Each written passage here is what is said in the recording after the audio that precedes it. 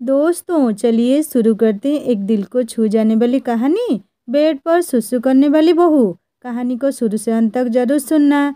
निखिल और आयुषी अपनी कार से रात में कहीं जा रहे थे। निखिल कार ड्राइव कर रहा था, तभी अचानक आयुषी को सुसु लगाई। आयुषी ने बोला, निखिल मुझे बहुत जोर की सुसु आई है। निखिल ने कहा, आयुषी घर चलकर कर लेना, यहाँ चारों तरफ जंगल है, यहाँ कोई वॉशरूम तो नहीं है। आयुषी ने कहा, तब तक तो निकल जाएगी, जल्दी कुछ करो वरना मैं कार में ही कर दूंगी। निखिल ने कहा, नहीं नहीं रुको, मैं गाड़ी साइड में लगाता हूँ, यही रोड के किनारे तुम सुसु कर लो। आयुषी कार से बाहर निकली और वहीं सड़क के किनारे बैठकर सुसु करने लगी। वो काफ़ी देर तक सुसु करती रही, लेकिन उठने का नाम ही नहीं ले रही थी। निखिल ने कहा, अरे हो गया क्या? आयुषी ने बोला, अरे 1 मिनट रुकिए तो। आयुषी कम से कम 1 घंटे तक सुसु करती रही, लेकिन वहाँ से उठी ही नहीं। निखिल परेशान हो गया। निखिल ने बोला, आयुषी 1 घंटा हो गया, कितना सुसु करोगी? पूरा समुंदर पी गई थी क्या? आयुषी सुसु करती जा रही थी, लेकिन उसकी सुसु रुक ही नहीं रही थी। सुसु करते करते अचानक उसकी नींद खुल गई, क्योंकि वो ये सब सपने में देख रही थी। तभी उसे एहसास हुआ कि उसने बिस्तर पर ही सुसु कर दिया है। आयुषी ने सोचा, ये क्या हुआ? मैं तो सपने में सुसु कर रही थी, बिस्तर पर ही सुसु कर दिया। आयुषी ने धीरे से कंबल उठाकर देखा तो निखिल की पैंट भी भीगी हुई थी। यानी आयुषी ने इतना ज़्यादा सुसु कर दिया था कि उसकी सुसु से निखिल भीग गया, लेकिन वो बेचारा सो रहा था, उसे इस बात का अंदाजा ही नहीं था। आयुषी ने सोचा, चुपचाप सो जाती हूँ, सुबह मैं सारा इल्ज़ाम निखिल पर डाल दूंगी। सुबह आयुषी जल्दी उठ गई और उसने नहा धो भी लिया। वो चाय लेकर निखिल के पास आई और उसे जगाया। आयुषी ने कहा, अरे निखिल उठिए ना, आज आपको ऑफिस नहीं जाना क्या? निखिल ने कहा, अरे सोने देना आयुषी, मैं लेट भी चला जाऊंगा तो बॉस मुझे कुछ नहीं कहेगा, क्योंकि आखिर तुम्हारे भाई उस कंपनी के मैनेजर है। आयुषी ने निखिल के ऊपर से कंबल हटा दिया, उसकी पूरी पैंट गीली थी। आयुषी ने इस मौके का पूरा फायदा उठाया। आयुषी ने कहा, अरे ये क्या, आपने तो बच्चों वाली हरकत कर दी, आप अभी तो बिस्तर पर ही सुसु कर देते हो। ये देखिए, आपकी पूरी पैंट गीली हो गई है। निखिल चौंक कर उठ गया, उसने अपनी पैंट देखी तो पूरी गीली थी। निखिल ने कहा, अरे ये क्या हो गया, मैंने तो बिस्तर पर ही सुसु कर दिया और मुझे पता भी नहीं चला। प्लीज़ तुम माँ को कुछ मत बताना, मैं जल्दी से नहा लेता हूँ और तुम जल्दी से बेडशीट बदल दो। निखिल उस घर में जमाई था। इतने में आयुषी की भाभी राधिका वहाँ पर आ गई। राधिका ने कहा, मैंने सब कुछ देख लिया है नंदोई जी, आप भी बिस्तर पर सुसु कर देते हो। निखिल ने कहा, भाभी जी मुझे बिल्कुल पता नहीं चला, ये सब कैसे हो गया। निखिल तुरंत बाथरूम में घुस गया और नहाने लग गया। आयुषी ने बेडशीट बदल दी। आयुषी की माँ आ गई और बोली, अरे बेटा कितना काम करोगी, चल बहू ने नाश्ता तैयार कर दिया है। राधिका ने नाश्ता बना दिया। निखिल, मोहन, आयुषी और उसकी माँ ने नाश्ता किया। निखिल और मोहन अपना टिफिन लेकर ऑफिस चले गए। दोपहर में टीवी देखते देखते आयुषी को नींद आ गई। आयुषी ने कहा, माँ भाभी आप लोग टीवी देखो, मुझे तो बहुत नींद आ रही है। माँ ने कहा, हाँ बेटा जा। भाभी कहा, हाँ जाइए ननंद जी, निखिल ने सुसु कर दिया था, इसीलिए तुझे जल्दी उठना पड़ा होगा, जा थोड़ा आराम कर ले। आयुषी बोला, भाभी माँ के सामने तो। राधिका ने कहा, हो सासू माँ को नहीं बताना था। खैर आयुषी अपने कमरे में जाकर सो गई। जैसे ही उसकी आंख लगी, वैसे वो एक बार फिर से सपना देखने लगी, जिसमें वो पहाड़ों पर बैठकर सुसु कर रही थी। अचानक जैसे ही उसकी नींद खुली, उसने देखा कि पूरा बिस्तर गीला हो चुका था। आयुष ने ये कहा, ये क्या हुआ? मैंने तो दिन में ही बेड पर सुसु कर दिया। रात में तो मैंने सारा इल्ज़ाम निखिल पर डाल दिया था, पर अब मैं क्या करूं? जल्दी से बेडशीट बदल देती हूँ और थोड़ा सा परफ्यूम भी डाल देती हूँ ताकि महक ना आए। आयुषी ने जल्दी से बेडशीट एक बार फिर से बदल दी और पूरे बेड पर परफ्यूम भी डाल दिया। इतने में उसकी माँ कमरे में आ गई। माँ ने कहा, अरे आयुषी, तू तो यहाँ सोने आई थी, ये बेडशीट क्यों बदल दी तूने? अभी सुबह तो बदली थी। अब आयुषी को समझ भी नहीं आ रहा था कि वो अपनी माँ को क्या जवाब दे, लेकिन किसी तरह उसने बात को संभाला। आयुषी ने कहा, वो माँ, इस बेडशीट से बहुत बदबू आ रही थी, इसीलिए मैंने चेंज कर दी। माँ ने कहा, ठीक है, इसमें घबराने वाली क्या बात है बेटा? मैं तो तुझे ये बताने आई थी कि पड़ोस की तेरी निर्मला काकी आई हुई है। वो बोल रही है कि तेरी बेटी के हाथ की चाय और पकौड़ी खानी है। आयुषी ने कहा, हाँ माँ, आप लोग गप्पे मारो, तब तक मैं चाय और पकौड़ी बनाकर लाती हूँ। आयुषी उन लोगों के लिए चाय पकौड़े बनाकर लाई। तभी अचानक आयुषी की माँ ने कहा, अरे तुमको पता है, मेरा दामाद तो अभी भी बच्चा है। कल रात उसने बेड पर ही सुसु कर दिया।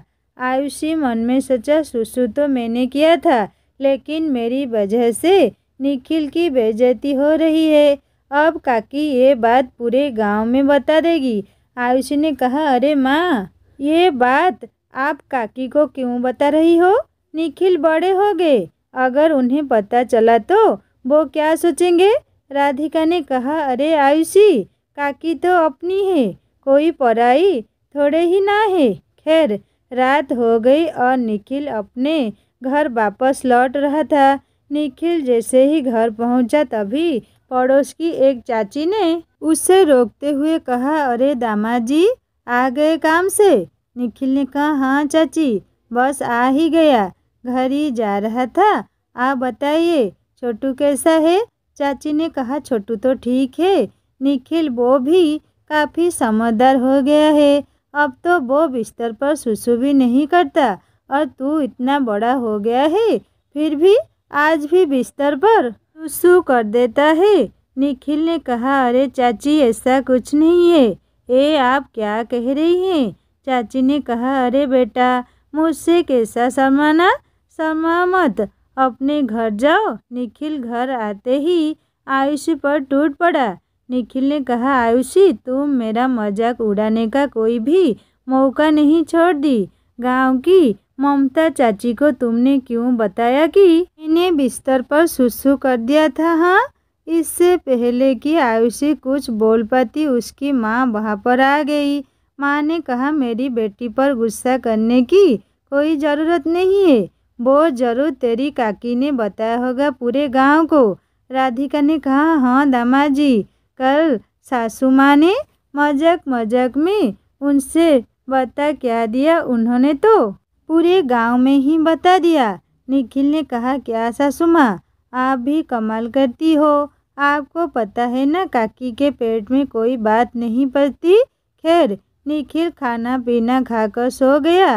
रात में एक बार फिर से आयुषी ने एक ऐसा सपना देखा जिसमें वो किसी राजमहल में सुसु कर रही थी। जैसे ही उसकी आंख खुली, उसने देखा कि उसने फिर से बिस्तर पर सुसु कर दिया है। निखिल की पेट थोड़ी सी गीली हो गई थी। उसने सोचा, ये सब क्या हो रहा है मेरे साथ? जब भी सोती हूँ बिस्तर पर सुसु कर देती हूँ, चुपचाप सो जाती हूँ। अगर किसी को पता चला कि मैं ही बिस्तर पर सुसु करती हूँ तो मेरी तो आट लग जाएगी। सबसे ज़्यादा भाभी मेरा मजाक बनाएगी। अगले सुबह जब निखिल सोकर उठा तो उसने देखा कि उसकी पेट फिर से गीली थी। आयुषी ने फिर से चादर बदल दी। निखिल ने कहा, आयुषी, मुझे लगता है कि मुझे डॉक्टर को दिखाना पड़ेगा, कोई न कोई प्रॉब्लम ज़रूर हो गई है, इसी वजह से मैं बिस्तर पर सुसु कर देता हूँ। सासू माँ, भैया, भाभी क्या सोचेंगे मेरे बारे में। निखिल ऑफिस जाने से पहले डॉक्टर के पास गया और उसे सारी समस्या बताई। डॉक्टर ने निखिल का चेकअप किया और कहा, देखिए मिस्टर निखिल, आपकी रिपोर्ट तो बिल्कुल नॉर्मल है। मुझे नहीं लगता कि आप बिस्तर पर सुसु करते होंगे। खैर, निखिल डॉक्टर के पास से वापस आ गया। शाम को जब वो अपने घर लौट रहा था तो तब गांव की कुछ लड़कियां और औरतें उसका मजाक उड़ाने लगी। एक लड़की ने कहा, क्या जीजा, रात को हमारी दीदी को देखकर सुसु आ जाता है क्या? क्या आपको इतना डर लगता है उनसे? औरत ने बोला, बीबी का डर तो हर किसी को होता है। खैर, निखिल बिना कुछ बोले वहाँ से वापस अपने घर आ गया। उसने सारी बात अपनी पत्नी को बताई। निखिल ने कहा, आयुषी, डॉक्टर ने तो बता दिया कि मुझे कोई समस्या नहीं है, फिर पता नहीं क्यों मैं रात में सुसु कर देता हूँ और मुझे पता भी नहीं चलता।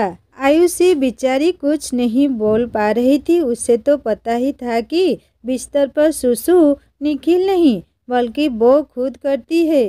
रात में निखिल छत पर इधर उधर टहलने लगा। उसने सोचा, कहीं ऐसा तो नहीं कि बिस्तर पर सुसु मैं नहीं बल्कि आयुषी करती है, लेकिन इस बात का पता कैसे चलेगा? तभी अचानक निखिल के दिमाग में एक आइडिया आ गया। आयुषी बोला, आप इतनी रात में कहाँ जा रहे हैं निखिल? आपने कुछ बताया भी नहीं। निखिल ने कहा, अरे मैं तुमको बताना ही भूल गया। अभी जस्ट 10 मिनट पहले मेरे स्कूल के दोस्त का फ़ोन आया था। आज हम सभी स्कूल के फ्रेंड्स मिलने वाले हैं तो मुझे जाना पड़ेगा, वरना वो कल सुबह अमेरिका निकल जाएगा। आयुषी ने कहा, ठीक है, इसमें परेशान होने वाली क्या बात है। निखिल घर से बाहर निकल गया, लेकिन वो कहीं नहीं गया बल्कि अपने कमरे के पीछे खड़ा हो गया और खिड़की से सब कुछ देखने लगा। निखिल ने सोचा, आज रात में आयुषी पर नज़र रखूँगा। अगर इसने बिस्तर पर सुसु की तो ये बेडशीट ज़रूर चेंज करेगी। रात में फिर से आयुषी ने बिस्तर पर सुसु कर दी। आधी रात को जब उसकी नींद खुली तो उसे इस बात का पता चला। वो तुरंत ही बेडशीट चेंज करने लगी, लेकिन तभी निखिल बोल पड़ा। निखिल ने कहा, ए, पकड़ लिया तुमको। इसका मतलब बिस्तर पर सुसु मैं नहीं बल्कि तुम करती थी आयुषी। आयुषी ने कहा, मुझे माफ़ कर दिए निखिल जी, मैं ही हर रोज़ बिस्तर पर सुसु कर देती थी और आपका नाम लगा दिया करती थी हर बार। प्लीज़ आप किसी को मत बताना।